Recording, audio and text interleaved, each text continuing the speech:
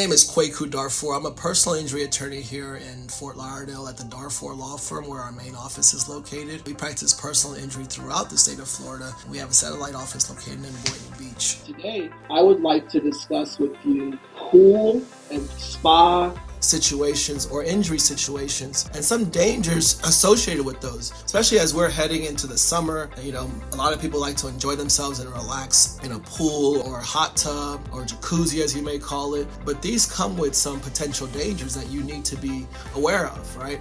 And by everyone being safe, everyone's going to have a better time, everyone's going to enjoy themselves, and most importantly, no one's going to get hurt, right? And then you won't have to face a possible lawsuit because of it. All right, so the first, potential dangers of this is someone, drowning or nearly drowning, right?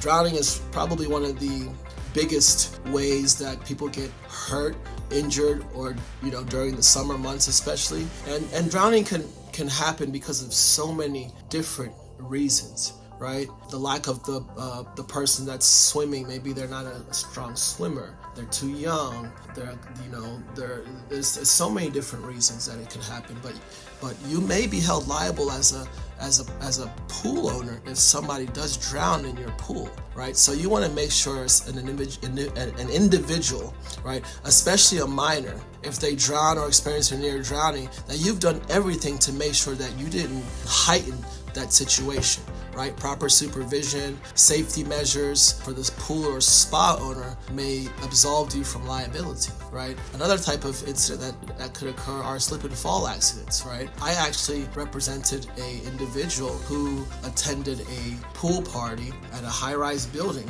and slipped and fell. Now that person wasn't drinking, they weren't, causing any commotion. They weren't, being roughhousing or anything of that nature, but they slipped, fell, injured themselves, had a torn tendon in their ankle, and we had to sue the building owner for it. And the building owner simply could have probably absolved themselves if they had, placed some kind of anti-slip measure on the ground, right? Obviously, they had to know that, the pool surface area would get wet, right? Because people leave the pool and go to, other areas in that vicinity, and so they're tracking water back and forth. The area's gonna get wet. You should put some anti-slip material on there. They failed to do that, and because of that, my client, who was not, roughhousing, who was not, under the influence of anything, who was not running, just was walking, slipped and severely injured themselves. We settled that claim for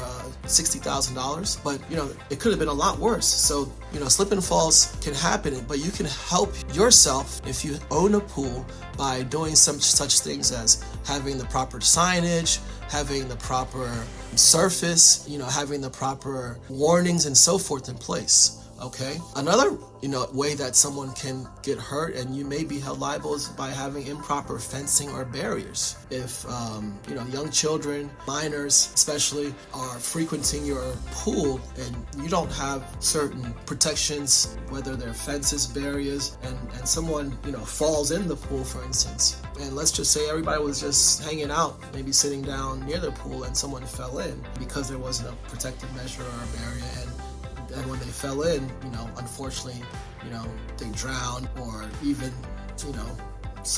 some injury occurred, you may be held liable for that. Another way you can be held liable is by having faulty equipment, right? A lot of folks don't maintain their pools, and that's not good. That's, if you maintain your pool, you're going to cut down the likelihood of someone getting hurt in your pool. But faulty equipment such as the drain is not functioning properly, or the drain sometimes will suck someone in and they get trapped and they drown. So faulty equipment could cause you to face a very serious and severe personal injury claim.